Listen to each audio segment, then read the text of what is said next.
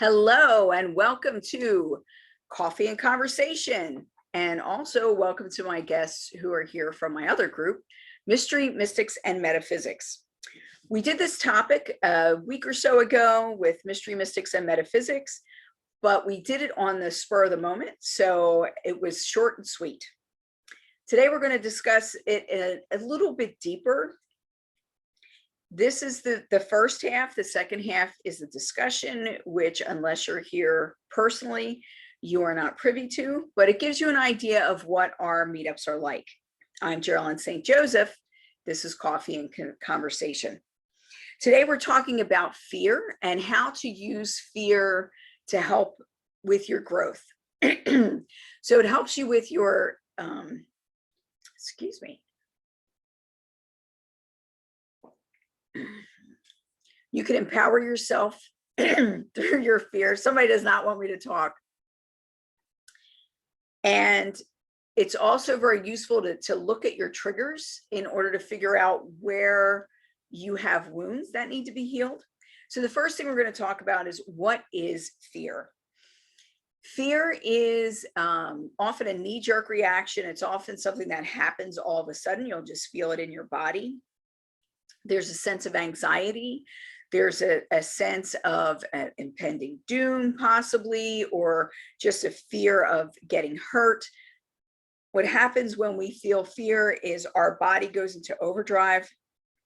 Your pupils dilate, your hearing becomes more focused, and you become very focused on your environment and your physical body. Fear is a part of us that has been built into our systems to keep us safe, so that we don't get eaten by bears, we don't get clubbed over the head by somebody, and things like that.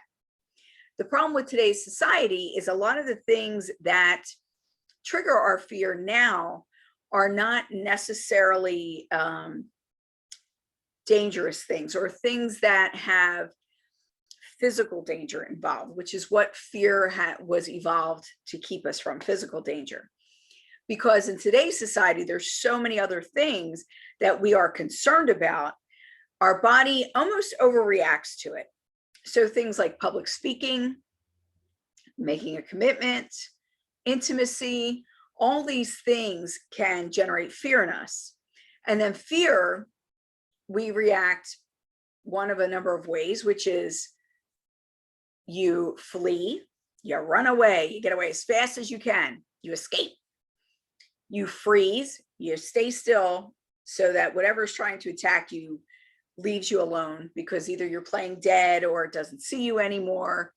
That's the idea in the wild when you freeze. Or fawn. Fawn is appeasing something or someone.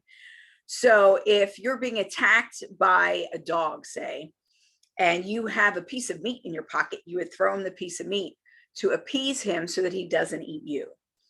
Things like that. When you're dealing with a person, people who fawn when they feel threatened, what they do is they try to do whatever is necessary to appease the person, to try and make their environment safe, so they can either exit the environment or at least be semi-comfortable where they are. This happens very often in abusive relationships and with narcissists, especially covert narcissists, or whether you're dealing with somebody who has a personality disorder or an anger disorder. These are the times when, especially if you're in a situation where you're a child and you can't get away, you're going to fawn. Very common way to deal with fear. So there are 5 core fears, and under these headings come all the different subheadings. Now we're talking about fear, not phobias necessarily. So a phobia is an unreasonable, blown out of proportion fear. We're talking about fears that are going to be useful to us if we investigate what's there. So the first type of fear is called extinction. So that's the fear of death. When this gets overblown, what it turns out to be is you're afraid to do anything. You won't move forward. You're afraid to take any kind of a risk. You don't want to get in a car, you don't want to get in a plane. And people who have agoraphobia, who are trapped inside their homes, they have this type of fear. I just said we weren't going to do phobias. We'll mention a few. So fear of death is very natural. It helps to keep you alive and functional. But when it gets overblown, then it stops you from living. It stops you from doing the things that make you happy and can help propel you forward. Fear of death is a very real thing, and it's in stages, and at different points in our lives, it can become overwhelming. Like if we're sick or anything like that, or if somebody close to us just died, then it starts making us think about our own mortality. These types of things are things that we need to consider, because there's one thing that we're all going to do, and it's we're going to die at some point, or rather this physical, our meat suit, our flesh suit is going to pass away. It's going to be past its due date at some point, and we're going to move on into just the spiritual realm. So that's number one, is the fear of death. Number two is the fear of mutilation. Wow, that sounds ugh. But basically what that is the fear of physical harm, but short of death. So it's the fear of becoming incapacitated. It's the fear of losing a limb or losing body parts, like if you have your gallbladder taken out, or different things like that, where it affects you and it affects your longevity. It also affects how much you can enjoy life, depending on what it is that's been taken. But a fear of mutilation is something that we all have, which is why in a lot of horror movies, they do creepy things like cut off people's hands, or, things get mutilated. Ugh, I don't like those kind of horror movies. I prefer a thriller. But anyway, the third is loss of autonomy. So losing the ability to fend for ourselves, then you're reliant on other people. Loss of autonomy also has to do with like a fear of commitment oftentimes, because then you have to worry about another person, or if you're making a commitment, it's restricting you in some way. So you're not able to make all decisions and just do things on your own. It takes from your freedom. And this is commitment on any level. It could be. So it depends on where your fear level is. Fear of commitment can challenge you in personal relationships, but it could also challenge you in business relationships and work and career. Like someone who does not want to settle down with one career, or someone who doesn't want to commit to a contract or a contractual obligation with an employer and that kind of thing. The type of person who just kind of floats around, which is not necessarily horrible, but it can affect your quality of life when you get the kind of reputation that people can't trust you. So you need to be careful of that. The fear of autonomy is also about being controlled by circumstance, where you may be married, or you're a child, or you're in a family situation where your circumstances control everything. Now, when I lived in Hawaii, people would get what was called island fever because they felt restricted. The island is only so big. And then in order to get off the island and go to the mainland or go to Asia or anywhere else, you had to take a plane or a boat in order to do that, mostly by plane. So people would get island fevers because they would start being afraid that they would not be able to get off the island, especially if something happened. It gave them real fear. And a lot of people could only stay on the island for so long before they would start suffering from island fever, and they would then move. The fourth is separation. We all know about separation anxiety, but under this heading is also abandonment, rejection. It's also the fear of intimacy. So intimacy kind of goes with the loss of autonomy as well as separation.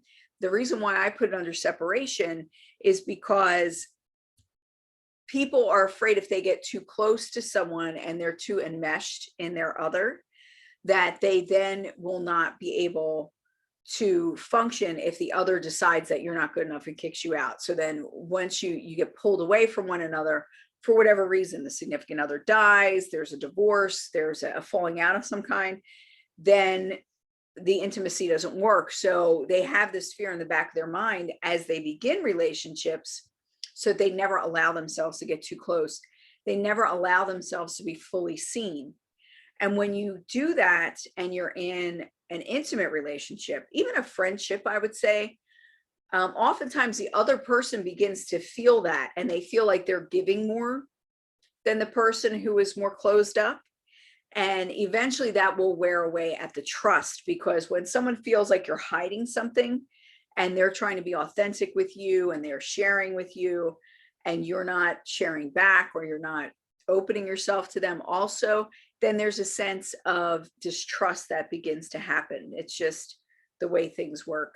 So this fear of intimacy actually creates the separation that they're afraid of, because they never truly build the relationship the way it needs to be built. And here's the big one: ego loss. So ego loss is fear of shame. It's about having shame, humiliation. If you're afraid to speak in front of people, it's fear of disappointment. All this is under ego loss. So ego loss is about, you want to show up a certain way and you fancy yourself to be a certain person. And if anything should happen to question that image of yourself or the image that other people have of you, then you have fear over that and you react to it poorly. Let's talk about fear of disappointment. What does fear of disappointment do? Fear of disappointment will stop you from taking chances. Now, a lot of the things that we talked about are going to stop you from taking risks, but fear of disappointment is the type of energy that stops you from really hoping for things and really moving towards things, really opening up and creating that energy bubble that calls in the things that you want. Because if you're afraid to be disappointed, in order not to be disappointed, you give up expectation, you give up your dreams. And you could say you have a dream, but there's no energy attached to it in order to pull it in. So fear of disappointment is like, it's like being your own bad parent. If you had a parent who was always disappointed in you, that can lead to this, because then you don't want to hope for anything, because you saw them being disappointed in what you were doing, whether you were excited about it or not. You're going to transfer that on to yourself. That's something we need to be careful of. When I talk about fear, what I like to say to my clients is fear is face everything and rise. So it's about meeting the conflict, not shying away from it. Oh, fight was the last one. So I did flee, freeze, fawn, and flight is the last one. Fight. I didn't have any coffee today. That's my excuse. So I'm sticking to it. So fight is the last one. So fear, to face your fears, allows you the space and the time to be able to confront it and compartmentalize it, or do what you need to do with it. Is this a rational fear? Where does it come from? What is its root? What do I need to heal? Fear will also often show you where your scars are. They'll show you where your wounds are. And when we talk about fear, hand in hand with fear come your triggers. What are your triggers? What are the things that you cannot listen to, that you cannot see, that you cannot hear? Because when you do, your whole body reacts to it. What gives you nightmares at night? And why? When we look at our triggers as clues and we decide to step back from them and initiate a conversation. Why am I reacting this way? Where is this coming from? Is there a wound? How do I really feel about this? You really need to hunker down and get into your emotion in order to figure out whether or not the fear is useful. Another thing that fear does is it stops us from fully integrating into our full authentic self. and it stops us from utilizing our intuition in a powerful way. Because especially fear of being wrong, fear of making a mistake, when you're using your intuition, you need to be open to hearing whatever the answer is and then following through and having faith that when you follow through, you know, everything is going to work out in your best interest or for the best. That may not mean that it works out exactly the way you want it, but it does work out for your highest good, whatever that looks like. And you may not know what that looks like. But fear stops us from that. It's like a knee-jerk reaction. It's slamming on the brakes when you're nowhere near the stoplight. As we maneuver through and we look at our triggers, for instance, a trigger for me, oh my God, I saw nightmares about this. I watched Lord of the Flies long time ago. And there's a scene where the one kid is so excited because he found something, and the other kids are on top of this cliff and they drop a boulder on his head. And it just, oh, I will still occasionally like have reactions to just remembering that. Like I have PTSD from it.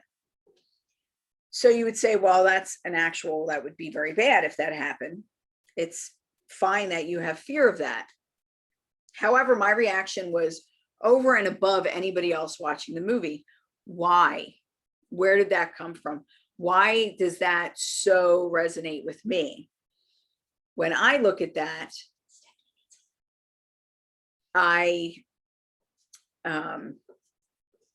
one moment, please.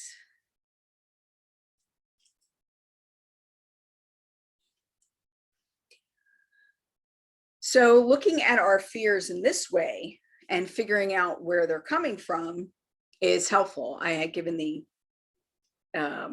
example of watching the boulder hit the little boy in the head. Well, I have neck issues. So seeing something like that really resonates with me, because if that were to happen to me, even if it was something small, it would be very painful, which is why now that's a physical injury. When we're talking emotional injuries, it can be something like somebody uses a certain word. My mom, you can't say the word pig in front of her because she just loses it. You will get a beating. I don't care whether she knows you or not. Because to her, that was something when she was younger, that was a taunt. And it was something that was said very negatively. And even though someone may be joking around or saying it to someone that's not her, as soon as she hears it, she immediately goes into a rage. So looking at that, you're like, well, where is the problem? Where do I identify with this? Another example might be when we find that we're struggling with something besides the internet and our computers. But when you're struggling with maybe you're creating a class, or you're creating something for your people, and for whatever reason you just can't seem to get things together, you can't seem to make things work, and it's so hard, you feel like you're moving through mud to get things done. Why? What are you afraid of? Where is the fear coming up? Why is this triggering you? Are you afraid of disappointment because maybe you're going to do all this work and then it goes nowhere? Are you afraid of success? Success brings responsibility with it. Are you afraid to be seen? Are you afraid of rejection? Are you afraid of being humiliated? So oftentimes when we do these types of things, we realize that a big part of a lot of our upbringing was a fear of success, that's really ingrained in a lot of us, because you're expected to hit certain heights. And if you hit it, that's awesome. But depending on who was around you and what kind of parents you had and what kind of schools you went to, that might not have been good enough. They want you to go higher. If you do something consistently, well, then you got to stretch yourself and go higher. There's nothing wrong with supporting somebody and being the most that they can be. However, when there's so much stress involved with it, you end up giving somebody anxiety over something that maybe should be joyful. I have seen many children who are put into sports and their parents are so into the sports and the kids into it when they're 6, 7, and 8. And then as they get older, they don't want to do it anymore. They're tired. It's not fun anymore because it's more about competition and it's more about, did we win and are we getting the trophy and all these other things. So it's very uncomfortable for the child after a while and they don't want it anymore, but they're forced to keep continuing going on. And what happens with that kind of performance, like demand performance, is that you end up with either performance anxiety, where they start, like their body is reacting to them really not wanting to do this and having to do it anyway. There are different ways that we then try to soothe ourselves. We could soothe ourselves with food, with any kind of intoxication. We can overdo it. So there's all these different things that unravel with this. But if we catch the fear in the beginning, what is going on? Like when you're a kid, there's not much you can do about it. When your parents are pushing you to do a sport or whatever, it's not a whole lot you can do about it. But as the parent, if you see yourself in that role and you see that why are you pushing? What are you trying to do through your child that you felt was unsatisfied in yourself? Did you want your parent to push you, or are you following in your parents' footsteps? What is happening here? With success also comes a responsibility. And when you're out there, and I see this a lot with people who are very artistic, they don't want to put their stuff out there because it's so personal to them that putting it out there then puts their heart out on the line, that anybody can see it. And any kind of criticism, and we know how mean people are online, how really mean and cruel people can be, that it takes the wind out of them and they don't want to do it anymore. And this is something that they enjoy, so they don't want to put it out there. When you utilize your fear and you look at your triggers and you use them to figure out where your wounds are so that you can face them and you can let go, and you can find these weird limiting beliefs that we have, then you can become fully you. Then you can be more fulfilled. Then you can become more successful. Then you can do more with your life and be in tune with where you're supposed to be. But that being said, it's not necessarily the easiest of processes, because when we fear, when we have that reaction, it takes a great deal of mindfulness to catch ourselves in it, even if we catch ourselves right afterwards and just say, all right, what was it that I was reacting to? It takes a great deal of mindfulness to do that. And it takes a great deal of honesty, internal honesty, to really look at it and figure it out. Where is it coming from? And to recognize that it's you. Someone very wise told me recently that the offense is in the offended.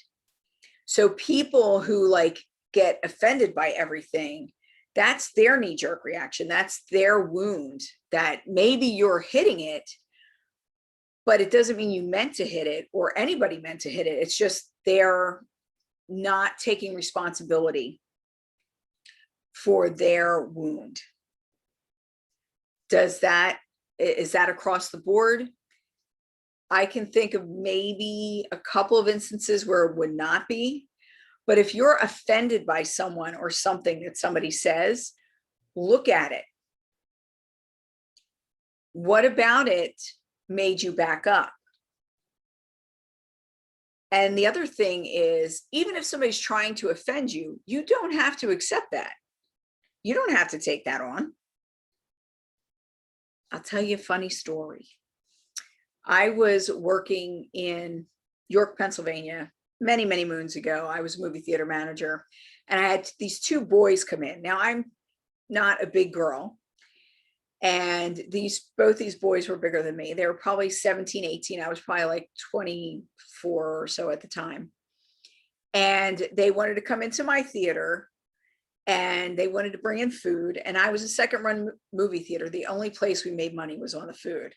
So I'm like, no, you cannot, especially they were doing it very blatantly. Like it's different if it's in your purse. There's not a lot I could say about that. But if you're walking in with a Coke in your hand, you're not coming in. So they were very hostile towards me and I wouldn't give in. I was like, no, you need to either throw it away or you need to leave. So the one kid called me a dirty Puerto Rican and I stopped and I looked at him and I was like, I said, thank you. And he was like, what do you mean? I said, Puerto Rican women are some of the most beautiful women in the world. I'm going to take that as a compliment. They had no idea what to do with that. So you can turn things around. You don't have to accept things the way people mean them. Somebody could say something really outrageous to you and you could just turn it around or just don't react to it. You don't have to take that energy in. It's your choice.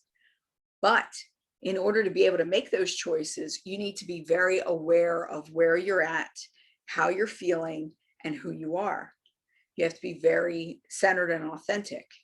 When you're standing in your integrity and you're walking your talk, it's a lot easier to do than if you're trying to play to the audience. So if you're a different person, depending on who's in the room, you need to look at that and figure out what's your aim? What are you going for? Oftentimes people will act that way and they'll be chameleons because their need to be accepted and their fear of rejection and their fear of being alone is so heightened that they can't function any other way. So it's something to really be aware of and to look at. And when you are around people who are like that, when you realize that someone is a chameleon or more chameleon type, then try to be more empathetic and understand that most people who are that way, yes, there are some people who are just manipulative that will turn into whatever they need to turn into in order to part a man from his money or different things like that. But for the most part, people who are like that, they don't have an identity. They don't know what their identity is. And they just float amongst things because they don't understand what it is to really stand in their center. They're kind of looking for it. So they just follow whatever comes along. And that's really a sad thing, I feel, because then they never get to truly experience whatever it is that they're here for. They don't get to really be who they are because they're so busy trying to be who everybody else wants them to be. And I see that in relationships. So in relationships, you have, and this could be with friendships, this could be a romantic relationship, but you have people who are looking for love. They're looking to be loved and they're looking for someone to love. They're also looking to be understood. And at the same time, they're afraid to be seen. So you want to be seen, but you're afraid to be seen. If you have the fear of being seen and the fear of being abandoned, the fear of being rejected, these different things, it will bring up a fear of intimacy. And then you have a problem connecting and really having a solid relationship. So then it becomes a self-fulfilling prophecy. Generally, what we fear is where our energy is going. So that's what we're bringing to us. That's what we're calling in. Whatever you're focused on, that's what the universe is going to give you. So things are in your head first, then they go to your emotions, and where emotions go, things manifest. So you want to manifest things that you want, not things that you don't want. So if you're looking for a partner, say, you don't want to manifest, I don't want somebody who lies. I don't want somebody who cheats on me. I don't want somebody who blah, blah, blah. Spirit doesn't hear the don't. All they're seeing is that this is where your focus is: lying, cheating, stealing. Oh, this must be what you want. Lying, cheating, stealing. Here you go. And then you keep creating the same thing over and over again. Another way to really unpack our fears or uncover them is to do just that, to look at your life. You look at things, there are going to be patterns. Where are my patterns? Where do I get so far and then run away? Do I get so far in a job and then it's gone? Like, what is this? Why is this happening? Do I have imposter syndrome? So many of us have imposter syndrome where you're doing really well, you're becoming successful, things are working out, and then you have this fear that people are going to find out that you're really not as good as they think you are. And that fear will destroy everything eventually, because you will convince yourself that you're not real, you don't really belong there. And again, it'll send out that energy, and that will be your undoing. So all these different things are ways to uncover your fears. Once you uncover it, you need to have a conversation with it. You need to look at it and figure out what is the core, what is really going on here? What are you really feeling? Ultimately, your fears can be your greatest assets, because once you figure out where that is and why that is, like fear of disappointment, fear of intimacy, fear of success. A lot of people don't realize that they have a fear of success, but if you look at their track record, it becomes obvious. It's like, you have a fear of success, my dear, because as soon as things start to take off, you just throw your legs out from under you. And sometimes it's good to talk to those that are close to us, people who do know us, parents, siblings, close friends. Oftentimes close friends know us better than our family does, depending on your family dynamic. So talk to those people who are closest to you, who maybe are seeing these patterns. Like journaling helps also. Then you can also see your patterns. If you go back and you read your journals and you look at things, I tend to mark things on my calendar and things like that. So as we move forward, and as you start to delve into yourself deeper and look at your fears and your triggers and figure out how to put them in their place, I'm going to say you need to face them and make them small. Then you will have more energy to really thrive. And that's what we're all here for, isn't it?